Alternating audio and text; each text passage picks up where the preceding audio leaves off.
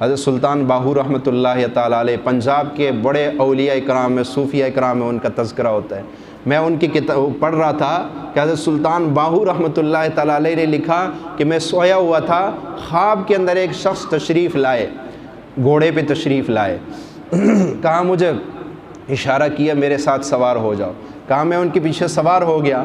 اور وہ مجھے جو ہے لے گئے نبی علیہ الصلوۃ والسلام کے دربار، بشارت لگی ہوئی ہے، وہاں مجھے لے گئے۔ کہا میں نے دیکھا وہاں صدیق اکبر رضی اللہ تعالیٰ عنہ بیٹھے ہوئے، حضرت عمر رضی اللہ تعالیٰ عنہ بیٹھے ہوئے، حضرت عثمان غنی رضی اللہ تعالیٰ عنہ بیٹھے ہوئے۔ کہا مجھے بھی ان کے سامنے پیش کر دیا، اور جو بندہ مجھے لے کر گیا وہ کون تھے؟ وہ حضرت علی کرم اللہ وجہ الکریم تھے،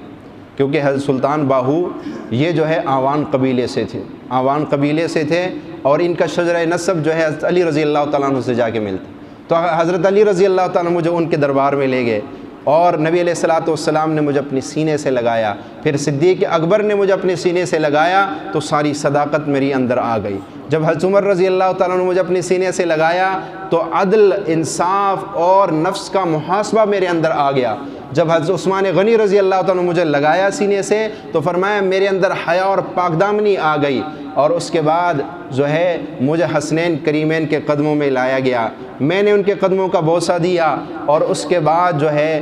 آپ علیہ الصلوۃ والسلام نے مجھے حضرت غوث اعظم شیخ عبد القادر جیلانی رحمۃ اللہ تعالیٰ علیہ کے حوالے کر دیے تربیت کے لیے۔